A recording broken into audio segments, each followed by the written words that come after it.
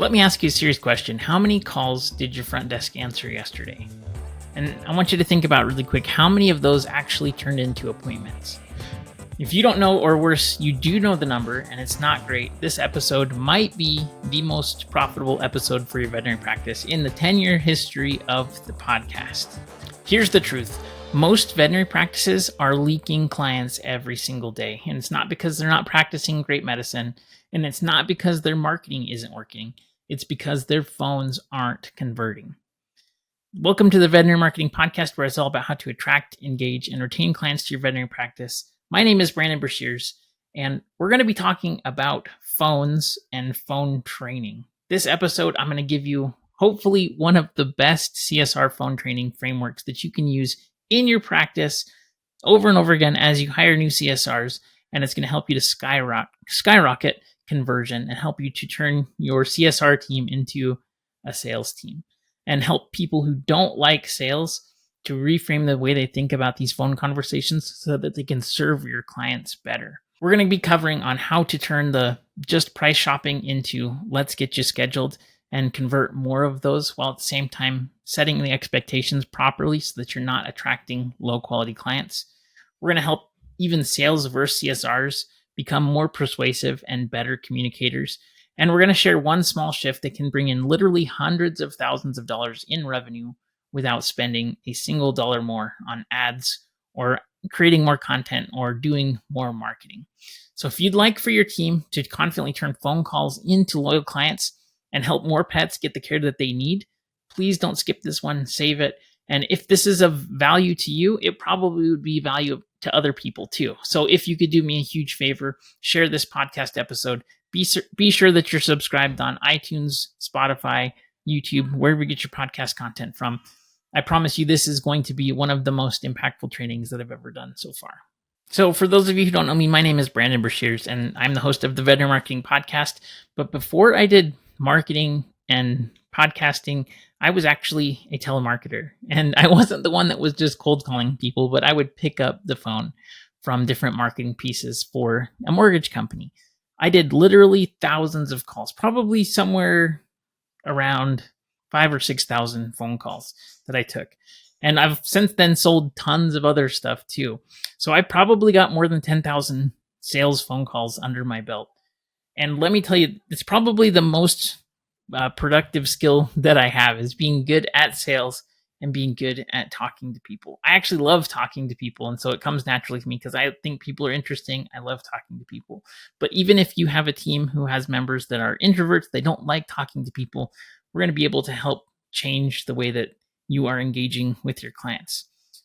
So today we're going to be talking all about how to turn your phone calls into appointments and give your CSRs the tools that they need to be more successful. Now, phone skills really matter even today with online booking.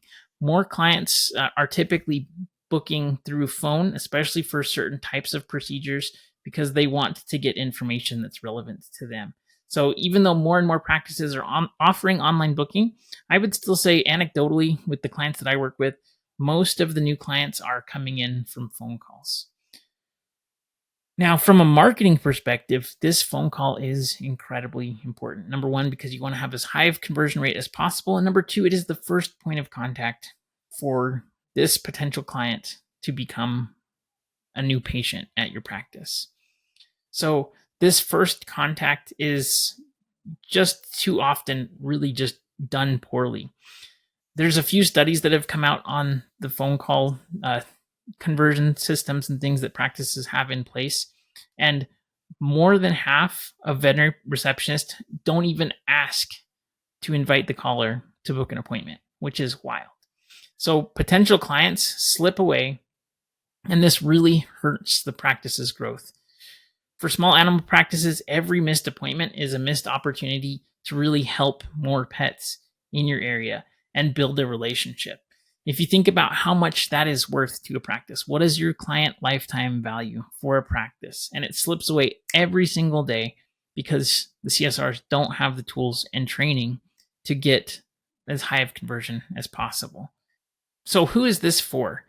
This is going to be really for practice owners, practice managers, and CSRs who want to help train their front desk staff with a step-by-step strategy on how to handle calls with confidence and also how to serve your clients better.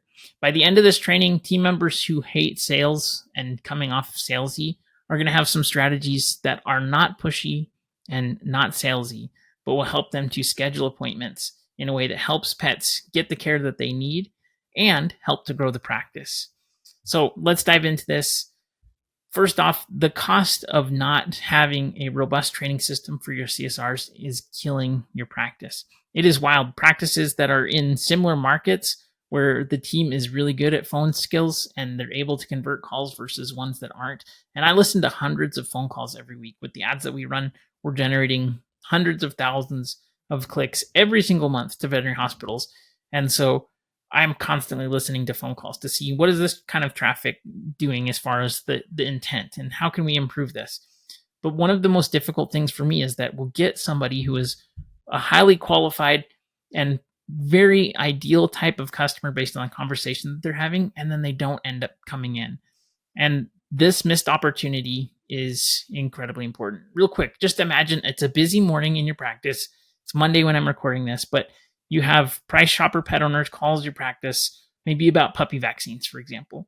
And your overworked CSR is juggling multiple ringing lines, and they pick up the phone and they say, hey, we're really busy. Can we call you back in 10 minutes? Or, hey, is it an emergency or can you hold something to that effect? The client's going to think like the very first experience is that they're being made to wait, that they're not important. And so what do? They'll hang up and then they'll pick up the phone and call the next person on the list. This is the first touch point when it comes to marketing. And so many practices that I talk with are thinking like we do a really great job of handling our clients. We do a great service and we really care about our clients. But if the first impact that somebody has and the first touch point that somebody has with your practice is, can you please hold? And then they're on hold for 4 or 5 minutes, that is going to turn them away and make them think like, okay, I'm just another number here. I'm not important. And one thing that I think is really important is that first missed opportunity might have a far greater impact too, because maybe this person was going to refer, maybe 3 or 4 additional clients too. So the snowball effect of missing these potential opportunities is huge. Conversion rates for phone calls are going to have a direct impact on your bottom line. There was a DVM 360 and a veterinary practice news study, 2 of those, and they were both very, very interesting as this was a massive opportunity.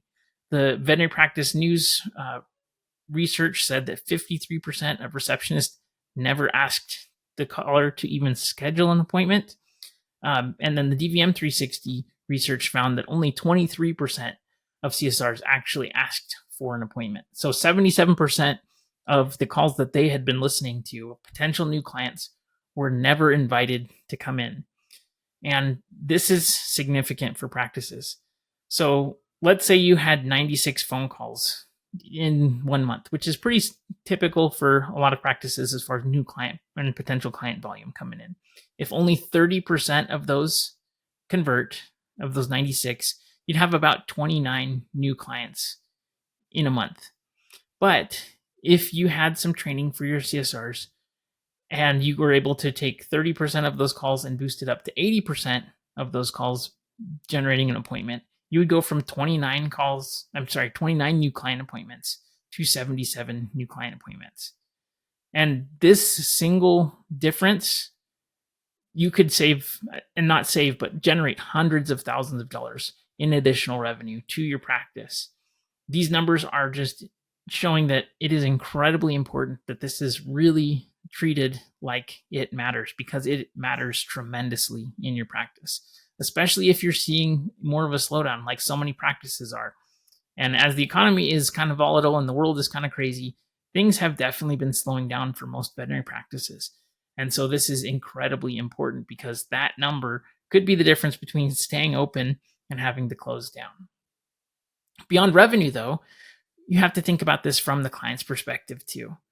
Somebody who calls in and they're met with somebody that sounds like they're happy, like they enjoy being there.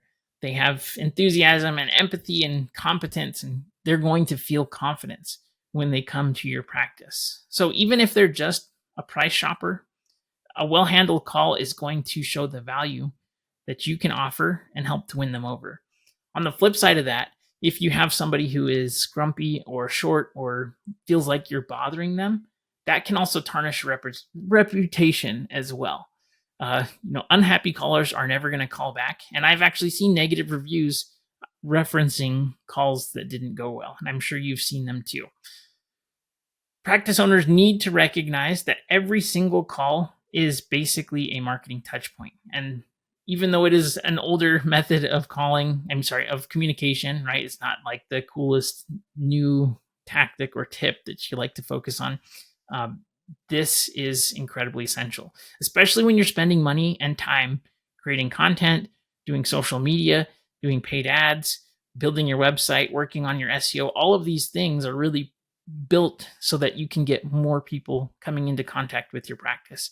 And having a good phone system in place is what is the first step where they go from in that evaluation period to thinking, okay, I'm going to call the practice now. And that's a micro conversion that happens. And it's one of the most important steps. So don't lose the client at the very beginning of that. And hopefully after implementing some additional training, you'll be able to see your conversion rates skyrocket and close more of your clients, which is going to help everything you do be far more effective in the future. If you think about this, like if you're doing SEO or any type of paid ads, if you're able to double the conversion rate, it's going to make the cost to acquire customers come down and make everything work better. Now, in the veterinary industry, the word sales is a bad word, and nobody becomes a vet so that they can become a salesperson. Nobody becomes a tech, or people aren't applying to veterinary hospitals to be CSRs because they want to be salespeople. I'd say I don't think I've ever met somebody who's like, I'm going to join this veterinary hospital so I can get really great at sales. No, typically people want to help animals. And so we need to reframe the way that sales is approached and considered. It feels like a dirty word, and team members can oftentimes worry that they're feeling like they're being too pushy. And so even the task of, would you like to come in for an appointment? Would you like to book an appointment? That type of a question comes off as pushy or inauthentic. And so it's really, really important that we think about this. Practice managers, practice owners, they need to acknowledge this might feel uncomfortable and unnatural, and that's okay. A lot of times when you're starting out new, when it comes to scripting or working on phone calls or working in the phones, it feels uncomfortable simply because it's new and you're not practiced at it. So it is really, really important that you practice and you work on improving. Everybody in your practice is actually selling all the time. We just call it educating or helping. And that's the truth, right? So it might feel like you're educating a client about why you think they should do routine dental care. Maybe you're educating a client about why you think they should be doing a procedure, why they should be doing rehab after a TPLO, why they should vaccinate their pet. You're not trying to convince people, you're trying to educate and persuade. And there's a big difference between being convincing and being persuasive. Persuasive is giving people as many tools as possible that they can as they can get to hopefully come to the right conclusion. And convincing is being a hard salesperson. When you have somebody that has buyer's remorse, they've typically been convinced to do something. If you've ever felt like that, where you bought something, you're like, geez, I really regret that. That's actually a testament to the fact that the salesperson was a really good salesperson and they were being manipulative and trying to convince you to take a treatment plan. Or to buy something. So the truth is, we want to be persuasive. We don't want to be manipulative. And so persuasion is positive. Manipulation is negative. We're hopefully aligned on the fact that we want our clients to have the best outcomes possible. Hopefully we have some really high standards and everybody is on board with the mission that we have in the practice. So selling, I like this definition, but basically it's finding a need or a want and then fulfilling it. So as simple as, I want and I need this thing and you're going to provide it, so then you sell it to them. If you think about that, you buy stuff all day long and you're also selling things all day long, but you might just not be framing it in that method.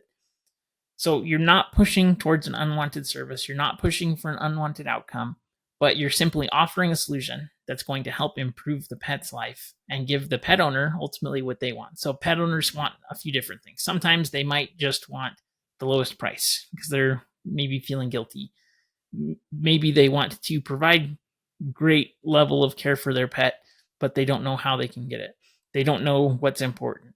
You have to remember that you have a very unique position working in a veterinary hospital, that you're around stuff all day long that seems routine and normal, but most people don't know what they don't know. And so it's our job to help educate them in a way that is going to hopefully get them the outcome that they're looking for. And your clients might not be linking those two things together because they don't realize, okay, dental care really dramatically improves the quality of life for my pet. And they don't know that. They just think, oh, he'll be fine. He chews on stuff all day long, right? They don't know, right? And there's, with all of the content that's out there and people watching, different content producers and content creators that might not be telling them the best things, they just don't know where to get information from. So I think it's really, really important to think that when you have CSRs, they're going to probably think to themselves, I'm not a salesperson. I don't like sales, and I don't want to be a salesperson. I don't want to be pushy. And usually when we have the idea of a salesperson, a used car salesman comes to mind. And the problem is that most of the time, car salesmen use a lot of tricks and tactics to manipulate people because ultimately they don't have your best interest in mind. Most of the time. And that would be my experience. Whenever I've bought a car, I've hated the experience. And so we're not going for that. What we're going for is trying to be a guide or a problem solver. And so when you are in sales, you're trying to help them get the outcome that they want to be a problem solver. One of the best books about sales and psychology that I really, really like is it's called Persuasion by Robert Cialdini. And there are so many great insights in that book that will help you to serve your clients better. I can't recommend that book enough, but I'll be referencing that a bunch here in this training because I really like his approach to being persuasive in a way that is ethical and helps everybody to win. And I think this type of everybody wins mindset is collaborative, and it's ultimately where we want to be when it comes to the sales process. We are working together with the client to help get to the best outcome possible. So we're partnering with this pet owner to give the pet the best potential outcome. Let's say that there was a cure to cancer for dogs that's like 100% effective, works every single time, but it costs $2,000, right? It costs like, let's say $1,900 to make it, so that the pharmaceutical company makes $100, and that's how much it costs. So pretend that exists. And let's say that most people didn't know about it. If a dog came in with cancer and you think to yourself, oh, you know what? There's this great cancer treatment, but it's $2,000. I'm not going to mention it because it's expensive. Making that judgment call for your clients is, in my opinion, not ethical because you don't know if they can afford it. You don't know if they can find a way to afford it. And so you have to approach things, especially from a sales perspective, of not trying to make these judgment calls before you need to give your client the opportunity to really make that decision themselves, in my opinion. Because if you don't, you're making judgments for them, that's really not fair to the client. So a lot of times, and I've heard this on phone calls and things, where people will call in, they want service. Like, I'm thinking of an example here. This lady called in, she had 3 rabbits. And with her 3 rabbits, she turned one of her bedrooms into a rabbit room. So like, this lady was crazy about her rabbits. And she called in and she said, I just got these rabbits. I love them. And I built this room. And she talked about how much she'd been working on this stuff for the rabbits. And she's like, I just really want to make sure everybody's healthy and is doing great. Can I come in for an exam?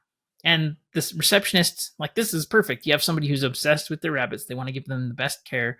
They have the income to do it. They've made a whole room in their house just for the rabbits. It sounded amazing. But the CSR said, you know what? You should probably wait till they're older, just because you're going to have to bring them in again anyways. And it just is a waste of time and money because we can't spay them right now. They need to be a little bit older.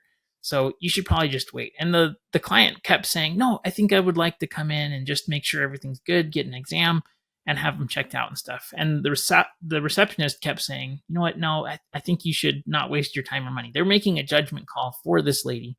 She wasn't valuing the time and money. She was valuing her rabbits, right? And the peace of mind that comes with knowing, like, I'm doing everything I possibly can to make sure that these rabbits are healthy and happy and they're going to live a fulfilled life in their rabbit room in the house that I just built. And so I think that's a really good example of we need to come to the end result that is going to serve the client best.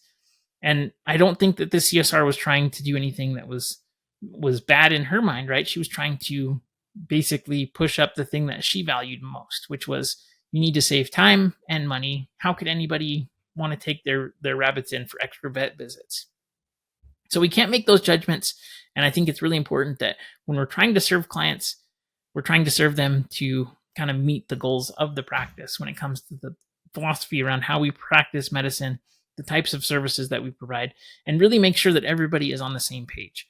So stepping back for a second, making sure that we have very clear goals when it comes to our team, when it comes to our mission in our practice, and how we can basically get everybody aligned with the fact that this is our mission, this is who we serve. If you were to ask, like, for example, EOS has the EOS traction book has a great part in this about if you ask each of your employees, what is our mission as this veterinary hospital? And you ask your employees that, you'd probably get different answers from everybody.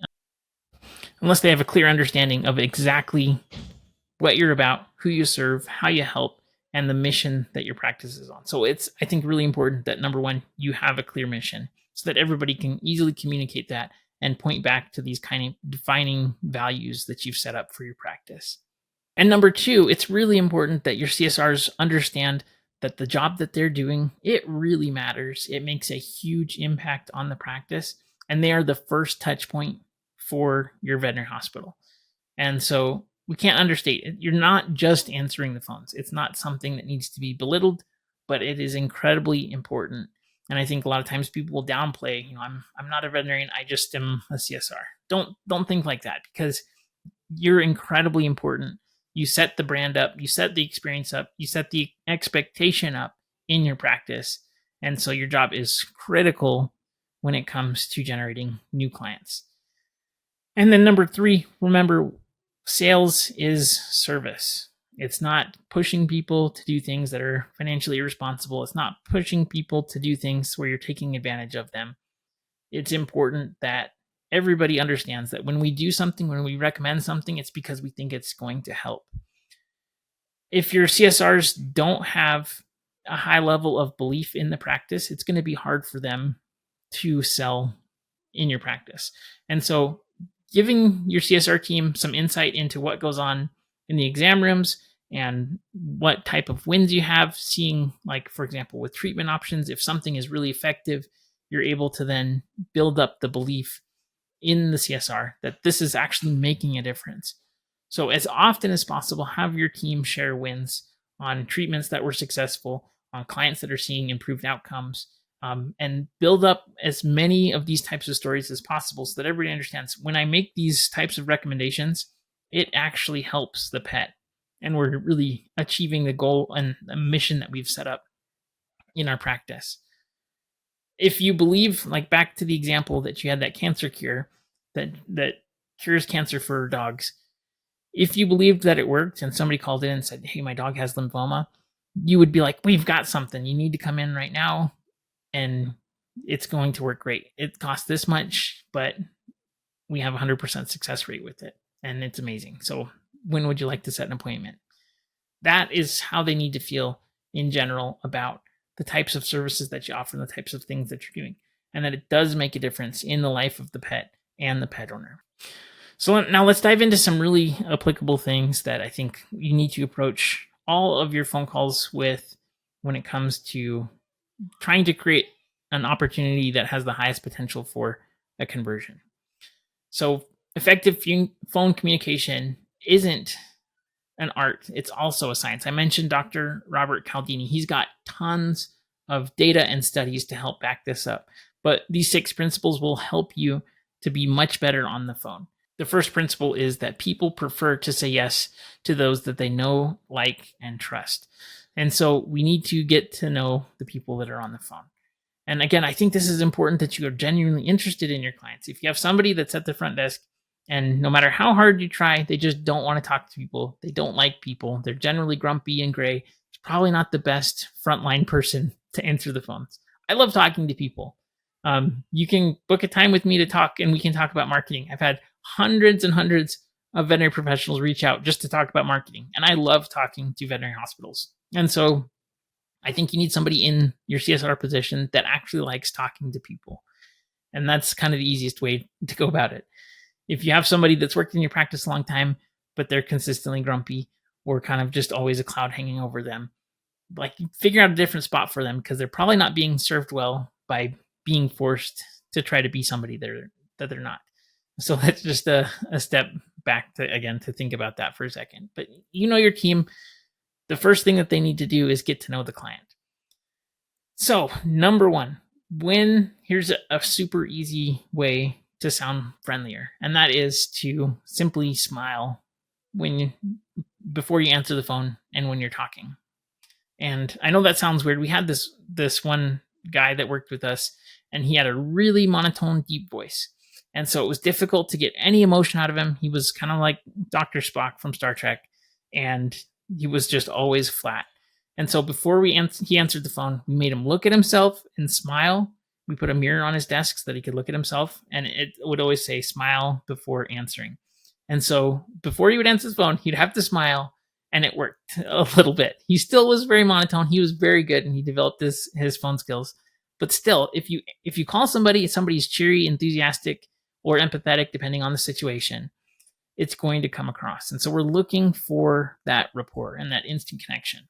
The other thing, too, that you need to do quickly in the phone call is to get the caller's name and their pet's name, and then use it as often as possible in the script that you have.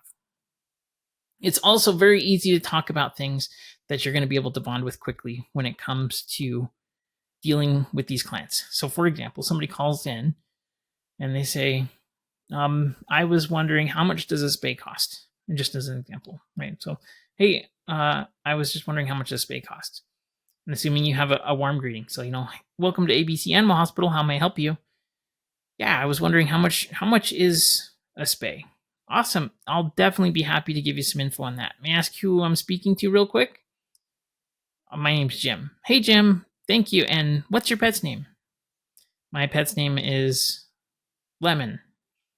Right? A Lemon, that's an interesting name. What kind of dog is Lemon? Is it a dog or a cat? No, it's a dog, and it is a Great Pyrenees. Amazing. I love Great Pyrenees. I actually had one, and she was my favorite dog of all time. They are so cool. Yeah, let me get just a little bit more information so that I can kind of give you some idea of exactly what we offer and how much that costs for you. Right? And so then you just transition into these transitional phrases that help you to take control of the conversation. But building that at the front end with little types of engagement, getting their phone, getting their name, and then also their pet's name, their pet's breed, any type of additional information, but being really conversational, building rapport. And ultimately, this is because hopefully you like your clients, you want to get to know them. You don't want them just to show up, drop the dog off, leave, and then come back to pick it up and then pay and leave. Unless you're a drop-off practice, there are some of those, which is okay. But most practices really want to build a relationship with the client, and it starts right here. So we need to understand exactly what's going on. Sometimes enthusiasm isn't the way. Sometimes you need to be empathetic. So those are the two options when it comes to vet med. So, if they say, yeah, my dog, he's been throwing up for the last 2 days, I'm really kind of nervous about it. Like, you shouldn't be like, great, I'm so excited. It needs to be, oh no, that sounds terrible. Let's find out what's going on so that we can make sure. So jump into empathetic and start building rapport that way. But people want to feel a human connection, that there's somebody on the other line that they can trust and that they can depend on so that they can get the outcome that they're looking for. So once you have built rapport, you've collected the name of the people, their pet's name, and the type of pet that they have, you need to also be authoritative. And I think this is where most CSRs drop the ball. And I'm not saying that your CSR should be trying to be a veterinarian or trying to diagnose it all on the phone. And in fact, there's a lot of times, and I'll give you some examples here in the scripting of how to change the tone of the conversation so that when they're just trying to probe for information, you can change it into a way that, hey, this isn't serving you. Let's get you in so that we can get your questions answered type of a thing.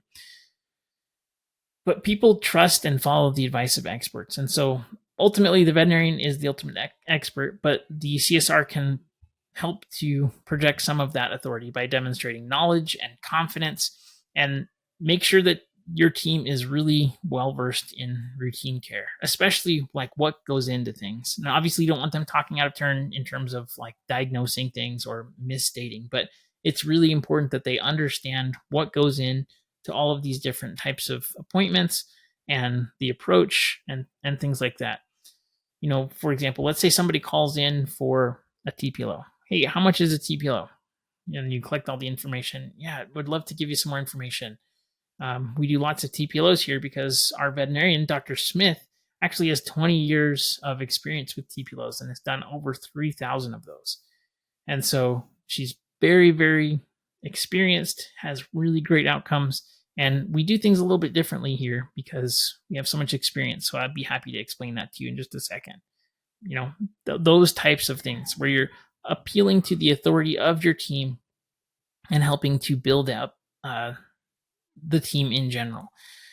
It's also important at this stage too, if you are really invested in things like fear-free, if you're AHA accredited, if you have special training, if you have special equipment, those types of things help you to establish authority.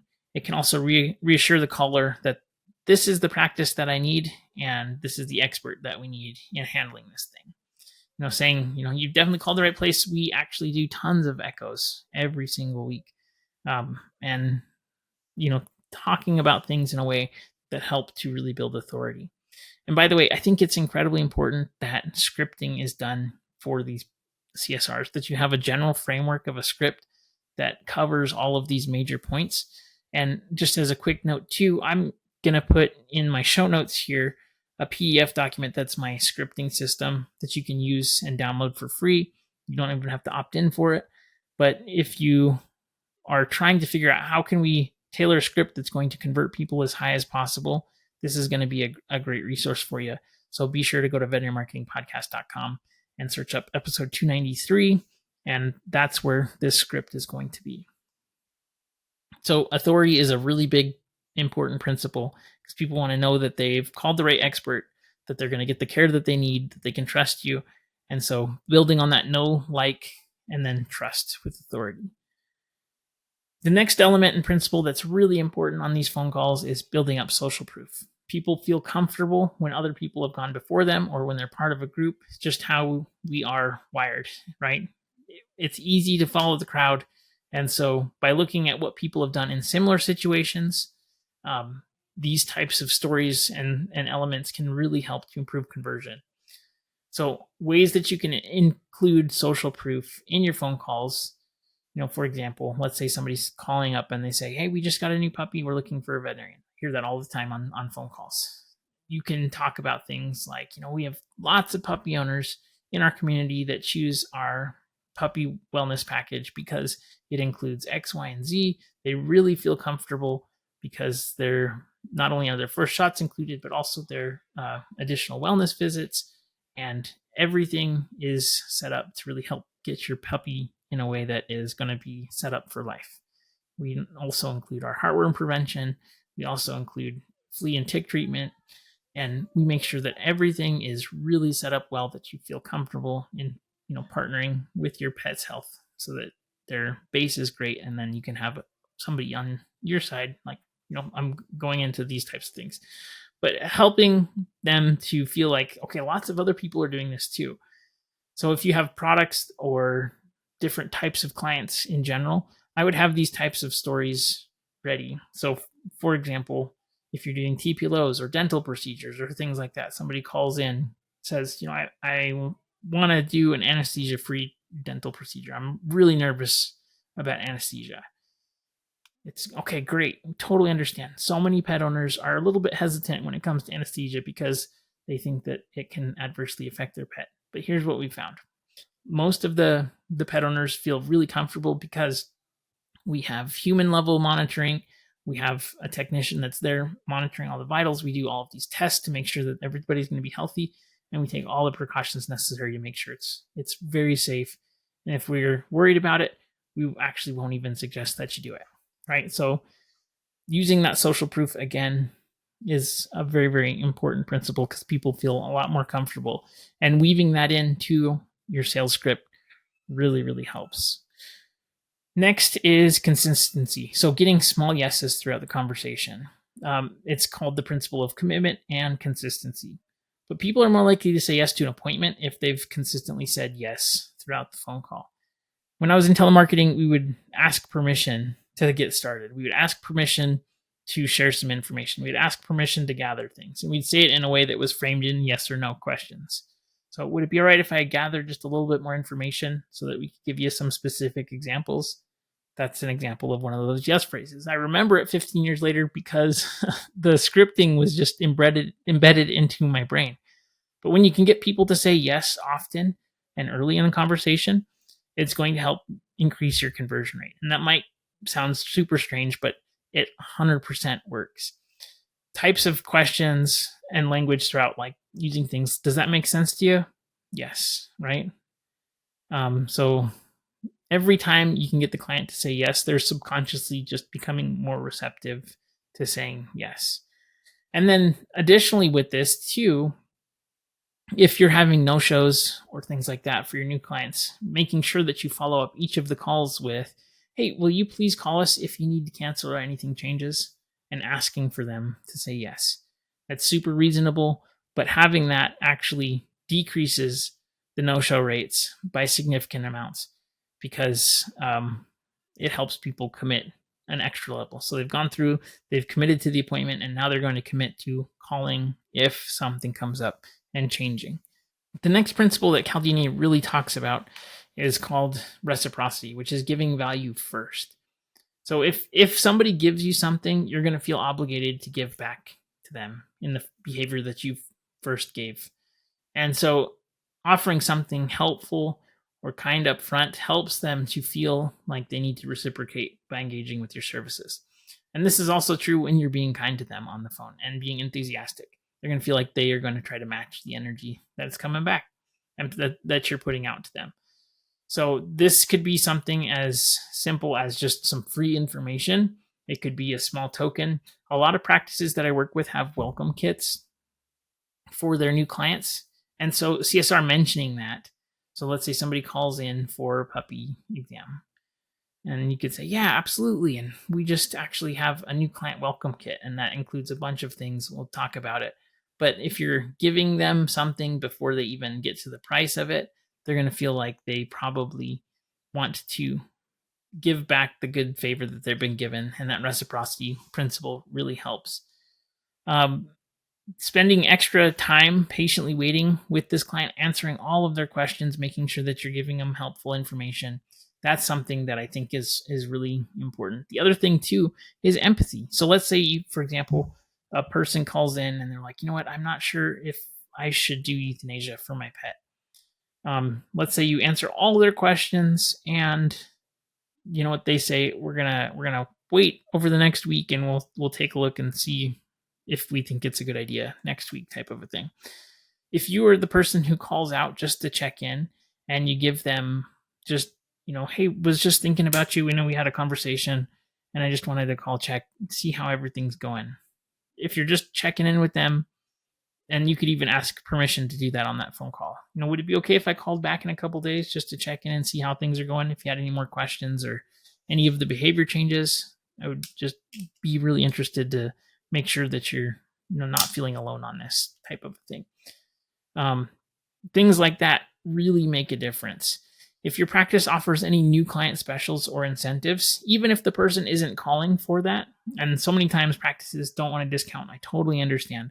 But if you have a new client special, if you get through the description of the price and then you're the person who brings it up and you give it to them, the likelihood that they're going to accept that is going to be very persuasive and help them to feel like they have that reciprocity owed to you. And they're going to want to come in and start a relationship because they're feeling like it's being treated fairly and honestly. The next principle is scarcity, and scarcity creates urgency. People want more of what they can't have, and that's human nature 100%. So we need to use this ethically. You can't say, oh, we only have one appointment in the next week if your appointment is your schedule's all the way filled up. But the truth is, appointments are limited. The time of the doctors is really valuable. And so acting sooner is going to help them to get the appointment slot that they'd hopefully look for. So saying things like, Dr. Smith is very popular and her schedule fills up quickly. So I want to make sure that we can get Fluffy in a time that works for you. Which typically works better, mornings or evenings? Those types of questions are going to help to signal that, we're trying to do our best to accommodate you, but space is limited, especially if you have a specific time in mind. So let's be sure to gently get that person in a time that's going to work for them. You're also emphasizing that they risk missing out of something. And the fear of missing out is one of the biggest and best motivators when it comes to people. People are far more motivated to avoid losing something than they are for potentially gaining something. With scarcity, you want to use it sparingly and truthfully, because scarcity message will prod the client to hopefully make the schedule an exam. But if it's in every single one of your calls, it'll lose its effectiveness, because people are like, well, they say it's like going to Kohl's, for example. Everything's always 60 to 70% off, right? And they always got like 70% off sale, and it's kind of just normal price. And you're like, I don't believe these sales. So you have to use scarcity in a way that's authentic and actually meaningful. So now that we understand some of the main principles that we want to be using when it comes to trying to be persuasive, and if you use these 6 things, I guarantee you will be more persuasive in your practice. Let's break down. I think there's really 7 steps that are going to take somebody from being a caller to setting an appointment. So step number 1, and these are all pieces that you need to be scripting out. What is the warm and professional greeting? First impressions really happen in just a second.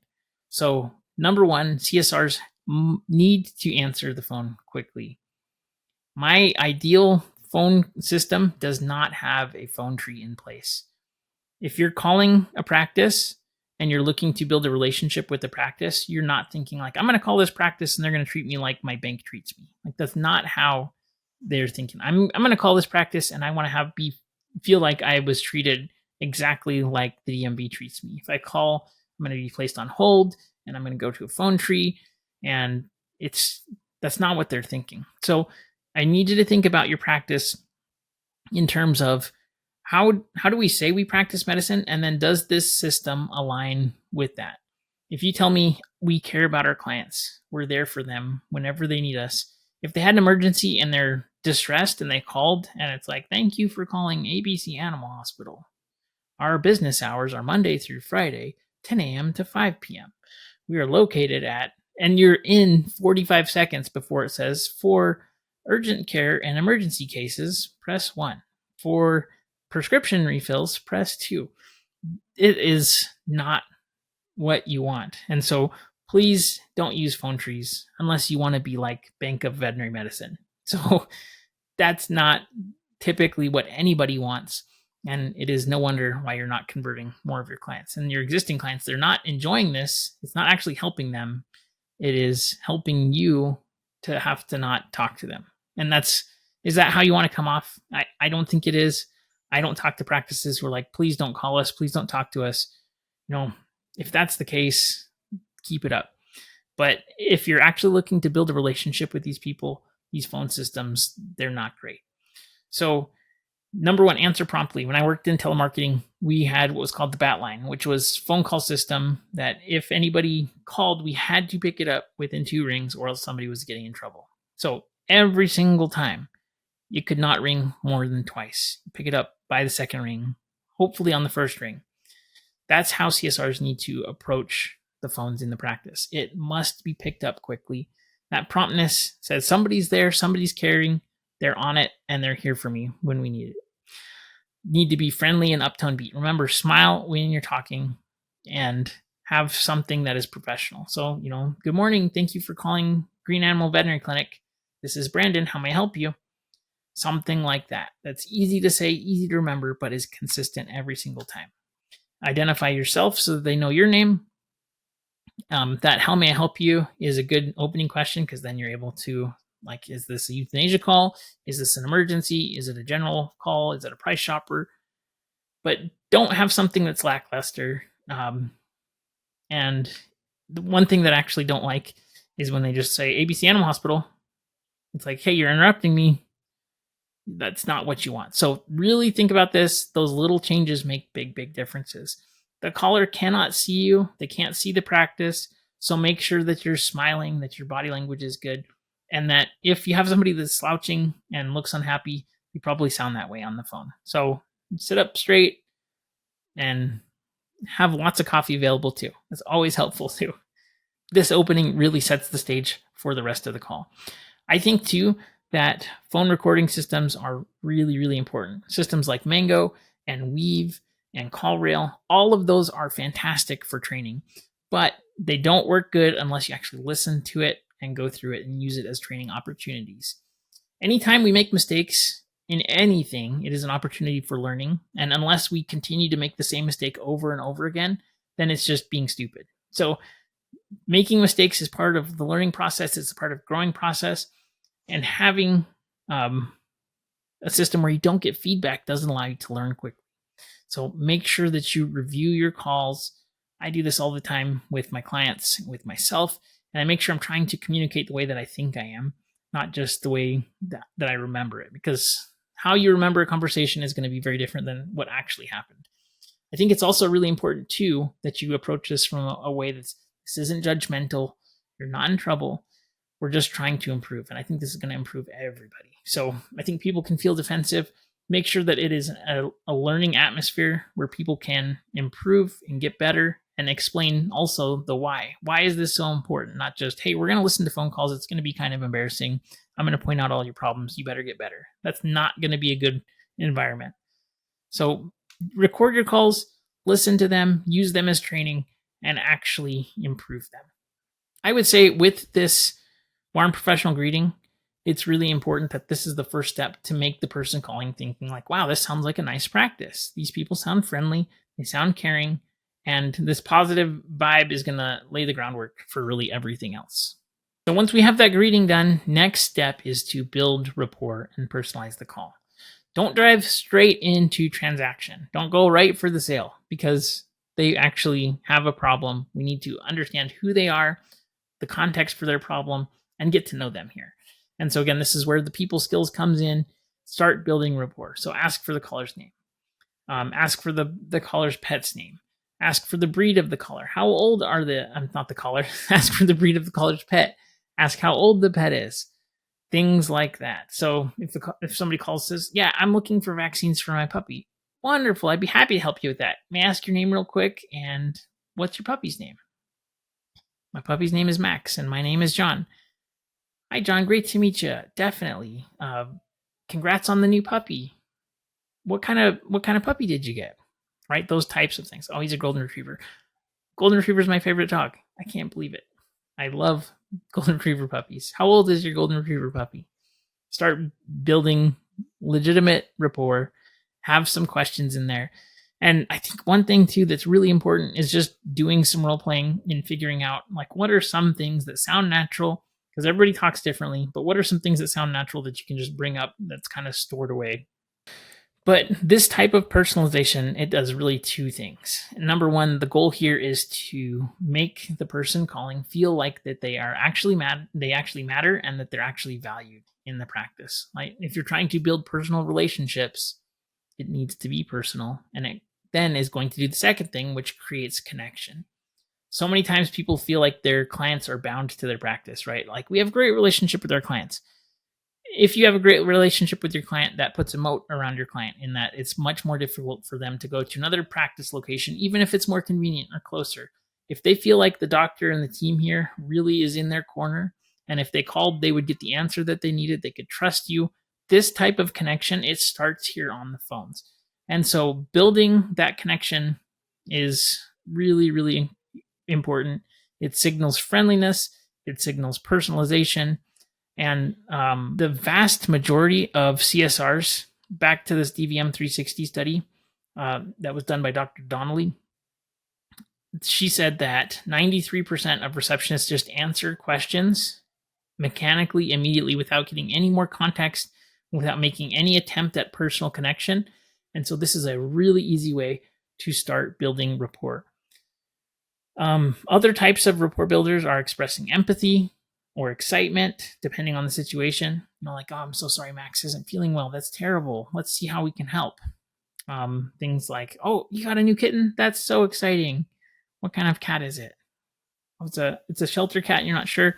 God, you're like, I don't know. Thinking about things like that. But you really want to make the client feel heard, understood, and welcome. And that's in this second piece of rapport building. The third thing is asking questions to understand. If a client calls in and they have a 2-year-old dog and they're like, I need a TPLO. That's interesting, but do they know that they need a TPLO? If somebody's like, I need my dog's teeth extracted, that's really interesting. How did they come to that conclusion? Again, you're the professional and you're not an order taker. And so in this step, in asking questions to really understand the needs, you can't make a diagnosis over the phone without understanding things. And many times too, you need the pet to come in so that you can make an accurate diagnosis. So at this point, we're just trying to collect information to see what is the best fit. This person who called, they have something that they want and need. Otherwise, they wouldn't call. Like how many times are you calling the mechanic just to, hey, how much is it to replace a transmission? Like, you don't care. Unless you want and need a transmission, you're not going to call.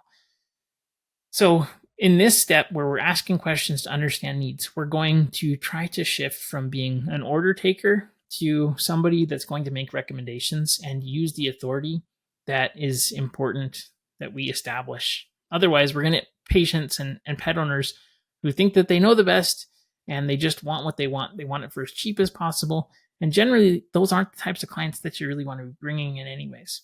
So it's really, really important to understand the needs here. If you think about it, when you go to Starbucks or a coffee shop, I would like train to iced coffee with sugar-free vanilla. That's what I want. I'm telling them my order.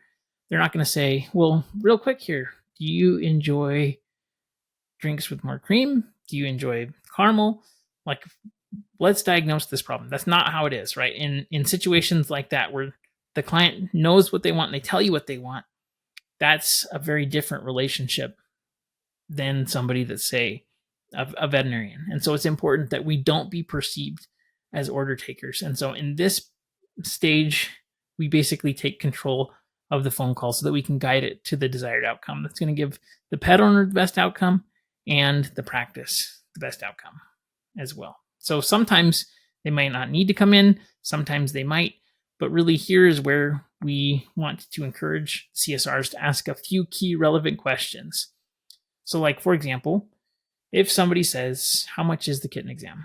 Or how much for a new puppy exam? You say things that help to frame the conversation in a way that lets you convey the value of the things. Yeah, absolutely. I can tell you how much that is. Real quick, I just have a couple questions so that I can be more accurate. How old is your kitten? Did she come from a shelter or a breeder? Has she had any vaccines yet? Is she in good health? And then taking that from like, oh, it's $130 to, and that's probably the majority of CSRs right now. If somebody says, how much for a kitten exam? $130. Okay, great. I'll call you back. That's the average phone call. We're trying to, again, build the relationship here and take control of where's this going. And so by starting to ask those questions, you get those answers. And then the next follow-up is going to be educate and communicate value. But we can't do that until we really understand the needs.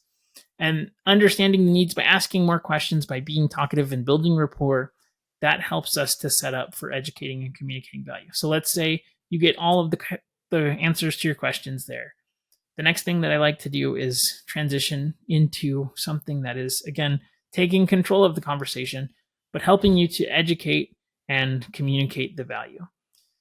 The price is never the thing that they're after. Definitely, it is a good measure of the value of this, right? If I have two things that are exactly equal, and one is $135 and one is $100, and they're exactly the same, why would I want to pay for the $130 thing, right? And so if we're trying to be a practice that does not discount, we have to explain and educate. Where is this value coming from? So, for example, you go through, you get all your questions. Okay, great. Our exams are a little bit different from everybody else. Would it be okay with you real quick if I just went through what is included in our kittens exam? And that's again another yes question, that yes principle of building that yes momentum through the practice. I'm sorry, through the call. But then it lets them say, like, oh, actually, I would like to know what is included, what goes into it. And then you dive into, here's all the things that we do. So number one, we make sure and we do a nose to tail exam. And that's not just, get them in, take their temperature, listen to their heart. No, we are much more in depth than that. So we do a nose to tail exam. We talk about lifestyle. We talk about your health goals with your pet. We really answer all of your questions. You get this much time with the doctor, and it's not a rushed thing. We're not trying to get you in and out. Again, we're trying to build a relationship with all of our patients because we want them to be as healthy as possible. And that way, too, if you ever called up, you had an issue in the future where, Max wasn't feeling so good, we would have really in-depth idea of what might be the thing that's affecting them. So, right, you're able to then start to convey value, talk about your unique selling proposition, talk about all of the things that are cool in your practice, talk about your fear-free exam. Most people have no clue what fear-free is. Talk about the accreditations that you have, the experience of the staff. All of those things help get communicated here.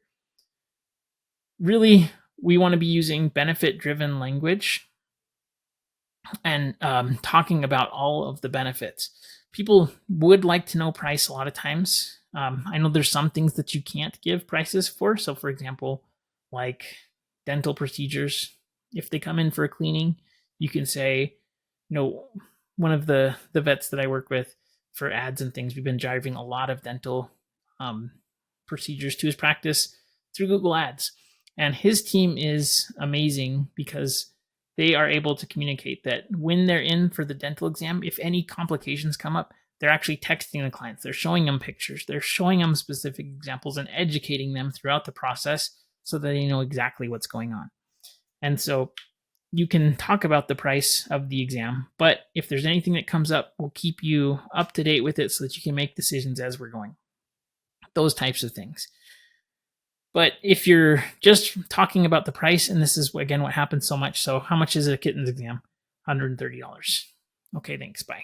You're never going to hear back from them. Versus, here's all of these things that we do. Here's why we think these are important. And the price is just $130. You're referencing and anchoring that price against all of these different pieces of value that you just explained that nobody else explained. And you have to remember that consumers in a veterinary hospital simply don't know what goes into the process. Every hospital is different. And I've worked with veterinary hospitals. I actually don't know every single component of a wellness exam. I don't know what the difference is between a puppy exam and a kitten exam, right? And so those things. Obviously, I know one's for a puppy, one's for a kitten, but are there different things that you do? Are there different tests that you're looking for? These are the types of things that you want to be conveying and educating your clients on. I like to use the word just before talking about pricing as well, because it helps to make it feel like for all of that value, it's only or it's just. Those two things. It helps to anchor the price. This is a great value.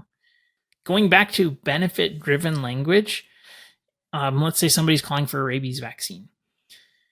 They're not just looking for a rabies vaccine. Why do they want a rabies vaccine? Obviously, to make sure that their pet does not get rabies, right? But instead of saying just a rabies vaccine, you can say, to make sure that your dog Max is protected from rabies, and then also to keep him legal with state laws, our rabies vaccine, right? So adding in that additional benefit that it helps to keep legal with state laws. Instead of saying a fecal test, for example, you use things like, we do a parasite test to make sure that he doesn't have any worms that could affect his health or even your family, right? Those types of things are really, really important to think about. I really like to use language that avoid vague terms too, if possible.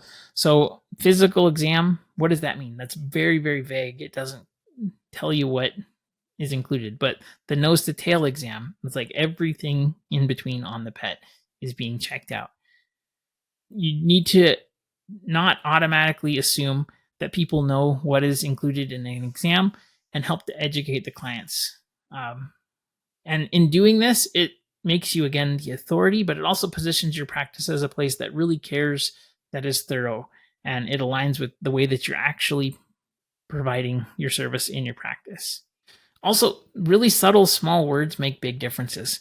So if you say the cost of the exam is $200, for example, the cost is always negative, and there's a connotation negatively with the word cost. And so you need to think of it as maybe a fee or our exam fee. I like the word exam fee. Our exam fee is X, and the fee implies a professional service. I think an even better step is naming it something. So, like, for example, our ABC Animal Hospital comprehensive exam is $90. That helps to create a product that is not commoditized. Again, you just went through like the 14 things that are included with that and all of the component pieces that help to make it unique to you. And also, if you're using the word price is oftentimes negotiable. If you've ever gone to the dealership, they have the MSRP, which stands for their price, and it's never the actual price of the thing, right? So these tiny little word choices can make a huge difference for sure. So now that we've gone through number one, building rapport, number one, a wide professional greeting, building rapport, asking questions, really getting a good understanding of everything that's going in there, educating and communicating value. The next thing that we have to do, and this is where so many people drop the ball, is invite them to schedule. In the types of closing questions that I like it to be an assumed close, and I like it to be non-pressure, non-salesy. And so this is the critical moment where they're going to say yes or no, but you need to always ask for an appointment. The closing questions that I like are giving people options. So you say the price, and then I wouldn't give like a long awkward pause. It would just be like our exam is $97. What typically works better for you, mornings or afternoons? And then just wait. And then obviously where it's appropriate, if somebody's like, I'm getting a dog in 2 months and I'm just calling all of the different practices to see, who's going to be the vet for my dog. I just wanted to get an understanding. And I've heard those calls before too. And that's definitely where that follow-up call and rapport building is going to be important, because this is a person who deeply cares about their pet. They're doing tons of research, and this is going to be a very invested pet owner. So do a presumed close, which is I'm assuming they're going to say yes, and always ask for the appointment. So questions that I like are, were you hoping to get in this week or sometime next week? And I don't really like that question too, because it is giving people the opportunity to push off or delay. So typically my favorite one was, what time works better for you, mornings or afternoons? Especially if you have like same day appointment availability, you can ask questions like, you know what, we actually have a couple time slots today. Would today work for you? Or were you thinking tomorrow or later in the week? Something like that. But again, giving them an assumed close and letting them make the decision. It turns it from yes to no to morning or evening. Like in their mind, they're on board and okay, we're solving a different problem. It's not should I come in here, but it's rather when should I come in here? I actually heard one of the clients that I currently am sending lots of phone calls and traffic to with Google Ads right now. I was listening to their calls, and there was a call. They were able to close it, but the client, the way that they framed that question was, were you hoping to come in sometime today or tomorrow? And they didn't actually have any more times today. And so if the client would have said, you know what, I want to come in today, make sure that number one, like if you're giving people an option, it's something that they can take. Otherwise you're setting up for a disappointment. Again, you can have a great experience, but then if you're like, were you hoping to come in right now? Yeah, that'd be great. I'd love to come in right now. Okay. You know what? Unfortunately, our next appointment is next Tuesday. So yeah, we can't see you in for a while. Make sure that your CSRs know what the schedule is.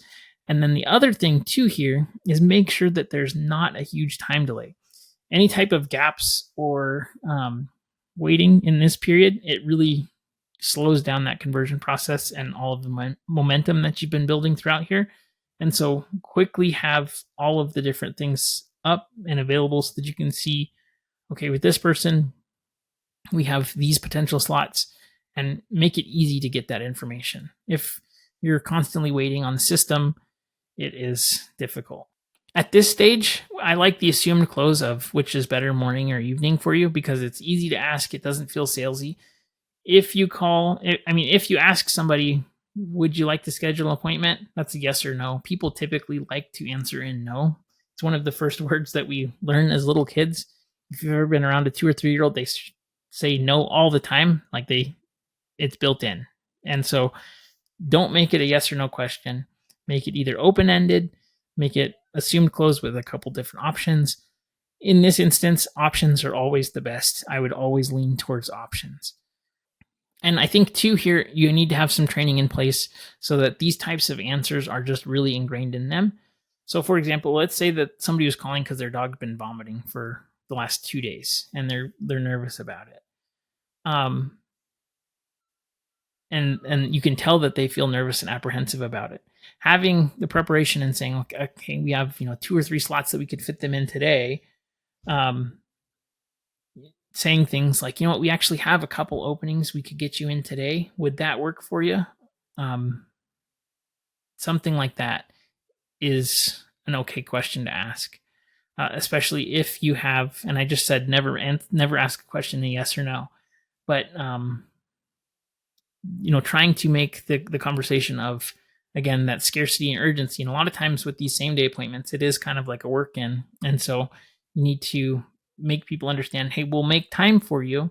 I can get you as early as this time, or we could get you in tomorrow if that works better for you. Which one works better for you? Putting it in a way that, again, is which of these options works best for you.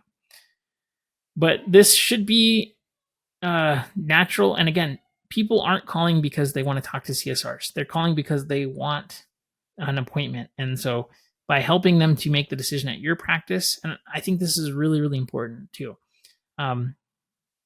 If you're CSRs, and I've heard this before, where CSRs will refer people to other practices, sometimes that might be the appropriate thing, like if it's an emergency. But if it's just like, you should probably try the other practice. They're actually less expensive. And I've heard that, which is wild to me. Your CSRs can't they can't guarantee that they're going to get a great service if they go to another practice. The only way that you know that you're going to be able to serve this pet is if they actually come in here and it's in control of your pet. So if your CSRs are referring to other practices, you probably need to work on systems in the practice to provide better outcomes, or let them know about the wins that are taking place because their belief isn't high enough, that they don't think it's worth it. So again, make sure that these are natural conversations. I assume the close is a yes, because they wouldn't be calling just for the fun of talking to veterinary hospitals. They want and need something. And make sure that these types of closes are really well scripted and practiced so that it can just come out automatically. Even if the call goes perfectly well and everything is handled perfectly, there's still going to be some objections, hesitations, and things like that. And that is okay. This is part of the process. Not everybody's going to say, yep, 4 p.m. sounds great immediately. So it's okay to have some hesitations or concerns. And so we need to have scripting in place to help the CSR really coach the hesitant client towards a yes, or at least leave with a great impression that if it's not now, they'll definitely want to come back because the team was so great. So if the price is a problem, if just calling for information, needing to check with a spouse, I might call back later. Don't be discouraged, but these are really opportunities to really help to provide more information. So always totally understand that. That definitely makes sense. Is there any questions that your spouse might have that you think would be something that they would want to know too? Like asking that, if there's an objection that is the actual objection, asking, do you think there's anything your spouse would have questions about? That might let them voice the hesitation or their hesitation without them coming out right and saying it. So the other thing too is, instead of just saying, okay, call us back, asking and empathizing with them, like, I definitely understand. It's definitely a lot of information. Is there anything else that you were expecting or any particular concern that you had? I always like the thing, if you don't mind me asking, is there any specific thing that you're not really sure about? Is there information that you need? And really coming back with an empathetic, like, I totally can understand. It is a big decision. But giving a little bit more feedback and insight versus just, okay, and then hang up, which is the most of them. So actively listen, actively be empathetic. And in these types of situations, being combative is never helpful. So I totally understand. If the price is big, you could mention payment options that are available. I totally understand that, especially for dental procedures, it might be a little bit more expensive. If the pet owner is concerned that the dog isn't going to handle it well, you could talk about the low stress things that you have in place. If it's a cat owner and they're just a little bit nervous about taking their cat in, you could talk about all of the precautions that you take in having a cat area or a dog area, things like that. But actively listen, actively empathize with them, and try to offer solutions that are going to work. And ultimately, at this point, if they still decline, listen, some callers aren't going to book. Not everybody is booked on that first call. Maybe they just truly were calling multiple practices. Maybe they aren't ready, but always end it on a positive and friendly note. And that leaves the door open for the future. Scripting out some type of a decline close, like of the call, is a good way. I totally appreciate you calling in, and we really hope that we have the opportunity to meet your puppy Max. We're always here for you. If you have any questions, please don't hesitate to call. I know it can be fun, but also kind of new and difficult. So if there's ever anything that you need, please be sure to save our number and call us back. But it's going to remind them that you want their business and that you're actively wanting them as a client. And listen, this might not be appropriate all the time, but I guarantee your competitors are not doing this, especially in like the euthanasia space and things like that. But if you say, would it be okay if we followed up with you just to check in and see how things are going, collect their info, and then call them back. And that follow through will really help you to stand out, especially if you are slower and you're looking for more appointments. Giving people better service and following up with them is okay. And I always ask permission before doing that. Never cold call people. That's just a recipe for bothering people. We're not looking to bother people. We're not looking to manipulate, but to actually show that we care is something that's really beneficial. Don't take no's personally. If somebody says no, it's okay. Some will, some won't. So what? That's one of my favorite sales phrases out there, right? Some people aren't a good fit for your practice too, and it's okay to be choosy in this stage.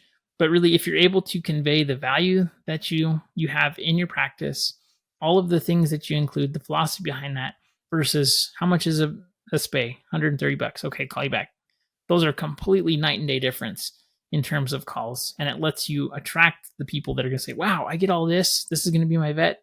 You have to remember, when people buy things, it's not equal value. The perceived value actually has to be higher for people to say yes. So for example, if I had $20 and you had $20 and I say, hey, let's go meet and we're going to swap our $20 bills. You'd say, that's a waste of time. I'm not going to do that. Why would I want to do that? But if I said to you, hey, I have $30, I'll give you $20 for it. You say, how many times can we do this? I'll do this all the time. So the perceived value has to be higher than the price. And hopefully in packaging and presenting your offer in a way that increases that perceived value, you're going to have a higher conversion rate, but you're also going to attract a higher type of clientele who actually wants to have you come in. The other thing is too, that most of these phone calls are going to go down a certain path. So again, taking control of the conversation and then guiding it down the path that you want it to go. There's only going to be so many objections that you hear regularly. And so make sure that you're using these recorded phone calls and these types of objections regularly for training. And I would even have them written down or on flashcards, so that if somebody says, well, that price is too much, like, what are the objection handling things that you have in place. But it's always a good learning experience. And people saying no to you is just part of sales. That's how it goes. Not everybody's going to say yes. Some will, some won't. So what? You always want to do the best that you can. And implementing these things are going to help to attract the right kinds of clients. The final step here is to confirm the details and the next steps. And this really is setting expectations. Okay, so they said, you know what? Afternoons work great. Okay, wonderful. We have tomorrow at 4 p.m. Okay, great. You're 4 p.m. tomorrow. But confirm the date, the time clearly, get any additional info that's needed, and then use this to help emphasize that they've made the right decision. Make sure that you tell them about the different ways you communicate with them. Are you using text reminders? Are there any check-in forms that they need to fill out? All of these different things, but remind them of anything that they need to bring or prepare. And then also encourage that commitment by saying, if anything comes up, will you be sure to call us and let us know? If you do have forms that they need filled up, would you be able to come just a few minutes early just to fill out the new client forms? Again, I think probably pre-sending those over is the way to do it. But really reinforce this, confirm the details a few times, use their name throughout this, and express enthusiasm that you're really looking forward to meeting them and their pet. And then thank them for calling in and booking the appointment. Always end it on a positive note, and be as appropriate to the tone of the conversation as possible. But really, these 7 steps are going to help you to skyrocket the conversion here. So let's go through those again really quick. Step number 1 is a warm and professional greeting. Step number 2 is build rapport, personalize the call. Step 3 is ask questions and understand what is needed. Number 4 is educate and communicate the value. Number 5 is invite them to schedule. Number 6 is handle objections and any hesitations. Number 7 is to confirm details and next steps. Really set the expectations. So even if you know all of these steps, knowing them is not enough. We have to implement them and we have to practice. The more you practice, the better. And I would say at least on a monthly basis, make sure that you're doing role-playing exercises, team building exercises, reviewing phone calls. So make training a continuous routine. You need to dedicate time in the staff meetings to handle this. You can use these objections for people that are in the exam rooms with people and the CSRs, role-play price shoppers, role-play worried pet parents, different scenarios, role-play existing clients with a new pet, role-play hesitant spouse, and really adjust scenarios that are going to meet what commonly come into your practice.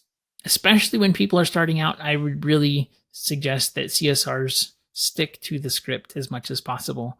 I remember when I went in for my first telemarketing job, the owner of the business gave me the script and he's like, okay, read this. When you've got it memorized, let me know and we'll practice. And on the very first call that we did for a practice call, I completely went off the script and it went off the rails and it was terrible, right? That's going to happen. I guarantee it. It's okay.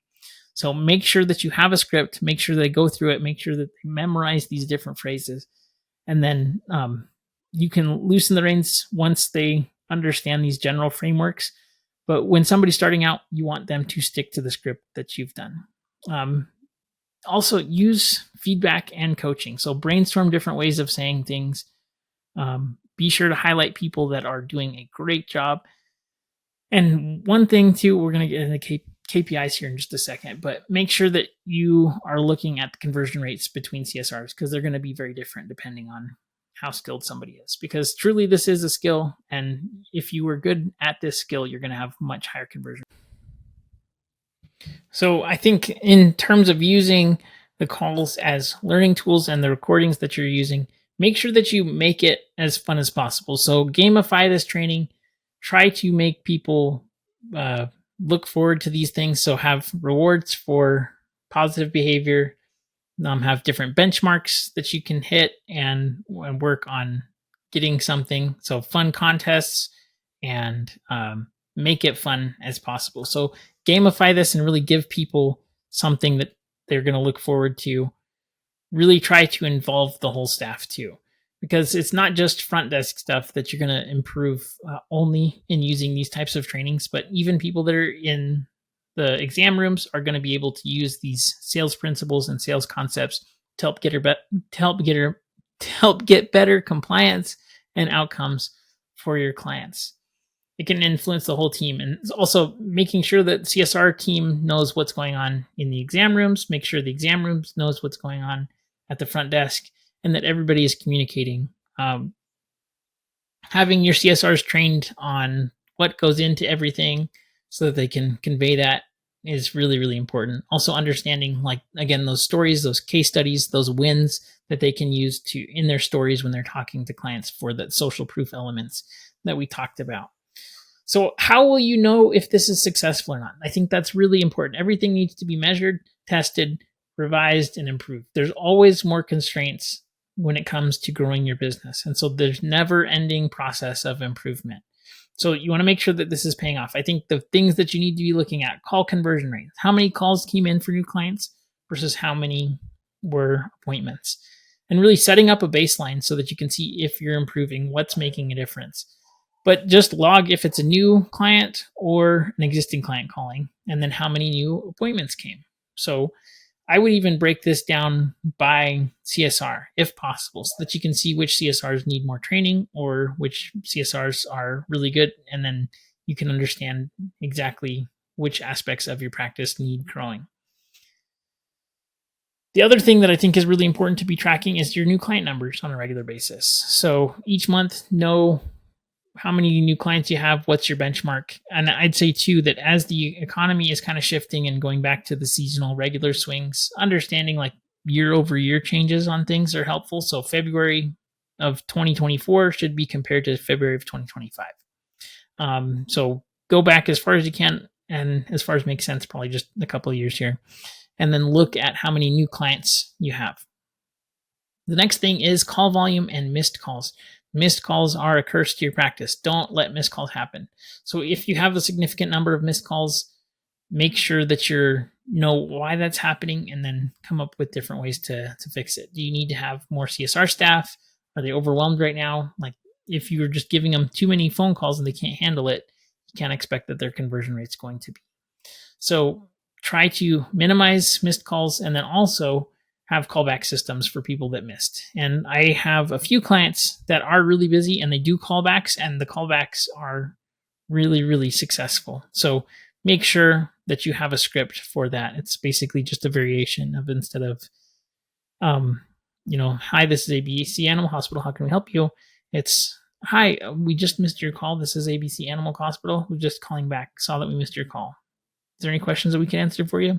So just something, then you go into the rest of that 7-point call framework. The next thing that you need to be tracking and measuring is the average call handling time. So what is an average call length for your practice?